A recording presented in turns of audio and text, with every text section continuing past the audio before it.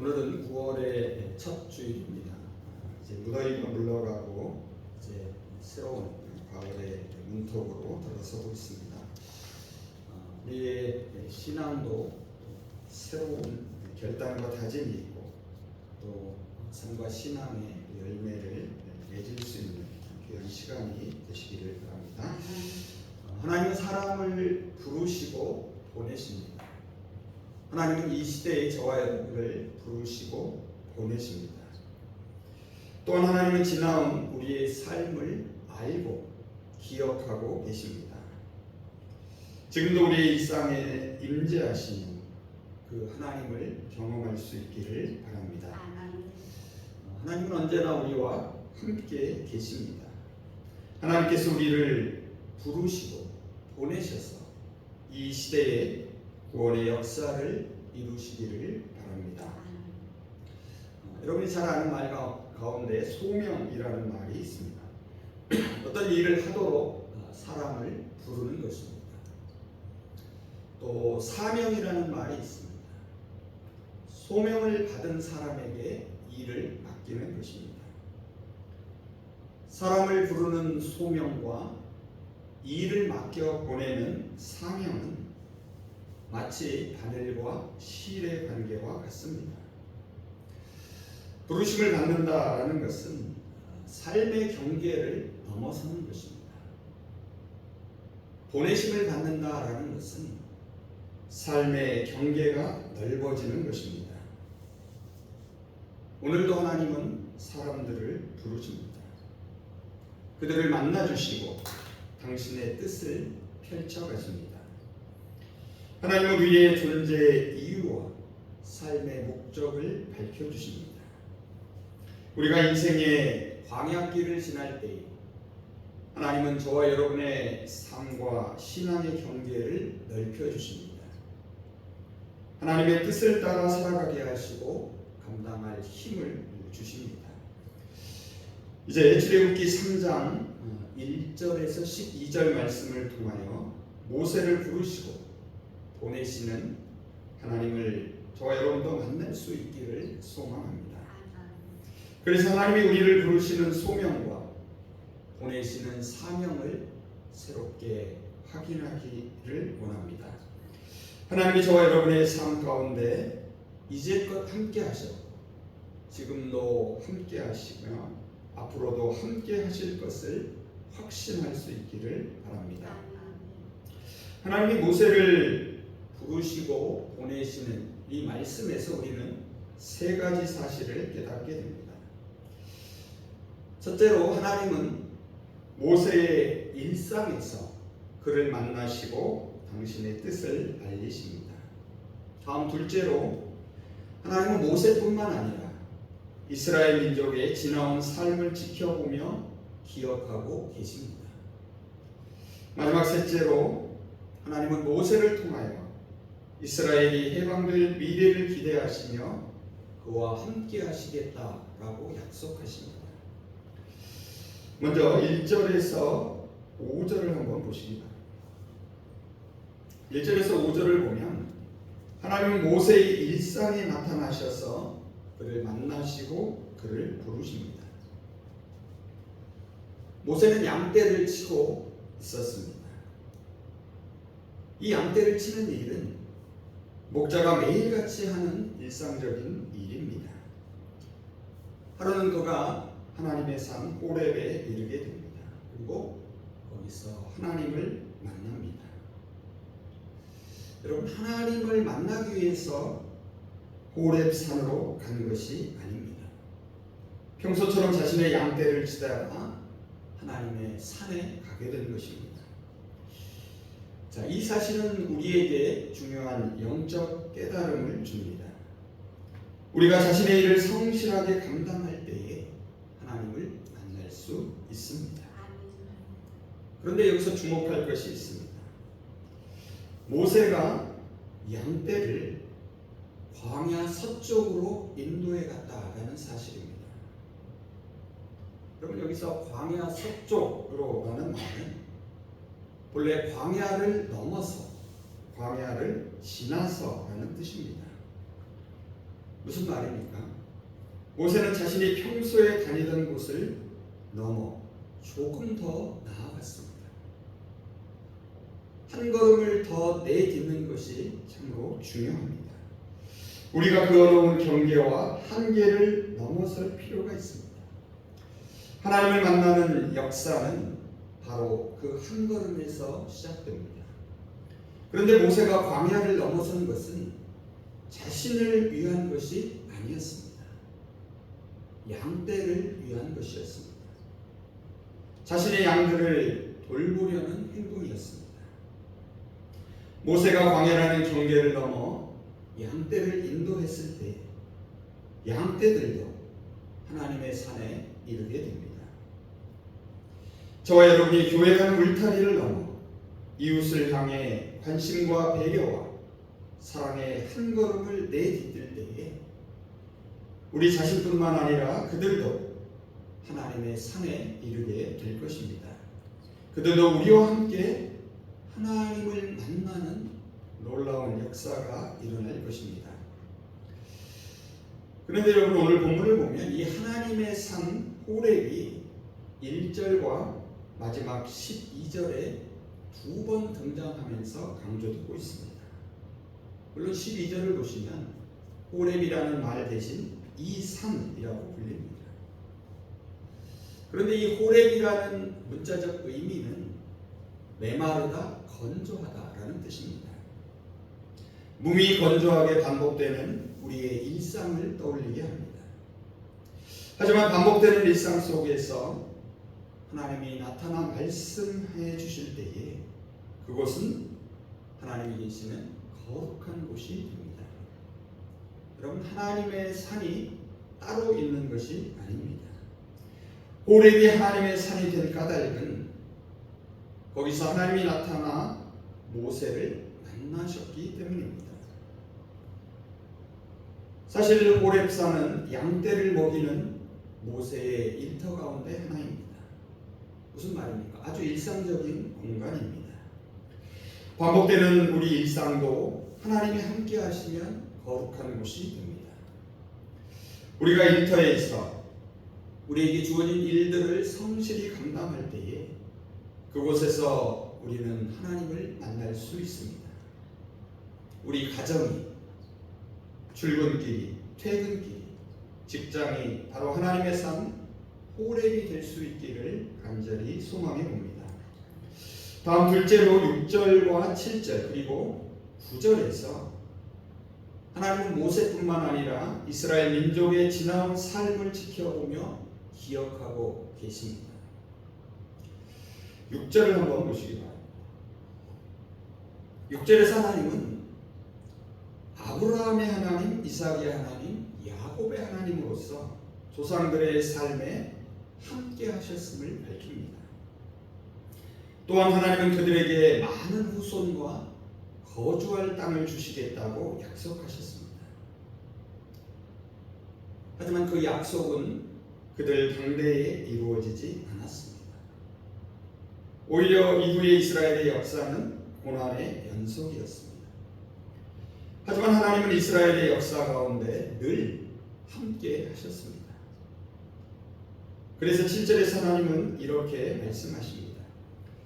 나는 이집트에 있는 나의 백성이 고통받는 것을 똑똑히 보았고 또 억압 때문에 괴로워서 부르짖는 소리를 들었다. 그러므로 나는 그들의 고난을 분명히 안다. 여러분 잘 보십시오. 보고 듣고 안다라고 말합니다. 이것은 직접 몸으로 느끼고 체험해서 아는 것을 말합니다. 이것은 하나님이 그들과 언제나 함께 계셨음을 말해줍니다.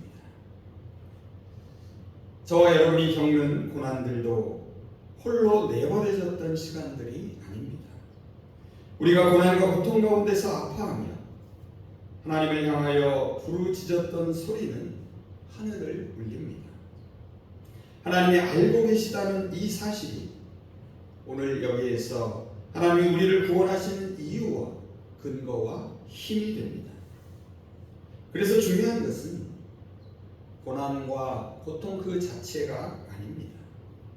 그것을 대하는 우리의 태도입니다. 박노해 시인은 기도는 나의 힘이라는 시에서 이렇게 말합니다. 이 땅에서 의지할 데 하나 없어 하늘밖에 없고 아무것도 가진 것이 없어 오직 기도밖에 없는 자의 하늘을 향해 울부짖는 기도는 땅에서도 이루어집니다. 그래서 하늘을 향해 부르짖는 기도는 과거와 현재의 고난에서 지금 우리를 일으켜 세우는 현재와 미래의 힘이 됩니다. 이제 그 부르짖음을 들으신 하늘의 하나님이 고난과 슬픔과 아픔이 있는 인간의 땅으로 내려오시기 때문입니다. 마지막 셋째로 8절과 10절에서 12절을 보시면 하나님은 모세를 통하여 이스라엘이 해방될 미래를 기대하시며 그와 함께 하시겠다라고 약속하십니다. 그럼 8절을 다시 한번 서두를 보시기 바랍니다. 내가 내려가겠다라고 말합니다. 여러분, 내가 내려가겠다라는 이 말은 마치 앞으로 일어날 일처럼 들립니다. 하지만 오늘 본문을 잘 읽어보면 하나님은 이미 내려와 계십니다. 그래서 우리말 성경은 이렇게 번역합니다. 이 구절을 그래서 내가 내려온 것이다. 여러분 2절 이하를 잘 보시면 하나님은 호렙산 떨기나무 가운데 이미 모세에게 나타나 지금 말씀하고 계십니다. 모세를 부르신 하나님은 그가 앞으로 감당할 사명을 주십니다. 10절을 한번 보시기 바랍니다. 이제 내가 너를 바로에게 보내어 너에게 내 백성 이스라엘 자손을 애굽에서 인도하여 내게 하리라. 하나님은 모세를 통하여 일하십니다. 하나님은 이스라엘을 이집트에서 건져내어 젖과 꿀이 흐르는 약속의 땅 가나안으로 당신이 직접 인도하시겠다고 말씀하십니다. 8절입니다. 내가 그들을 이집트 사람의 손에서 구해내고 그 땅에서 그들을 이끌어내어 아름답고 넓은 땅, 젖과 꿀이 흐르는 땅, 곧 가나안 족속과 헷 족속과 아모리 족속과 브리스 족속과 히위 족속과 여부스 족속의 땅으로 인도할 것이다. 그런데 여러분, 젖과 꿀이 흐르는 땅은 이 약속의 땅은 광야를 통과해야만 닿을 수 있습니다. 여러분, 광야길은 하나님의 도움의 손길이 절대적으로 필요합니다. 결국 젖과 꿀이 흐르는 땅으로 인도하시겠다라는 것은 무슨 말입니까? 하나님께서 함께 하시겠다는 약속입니다.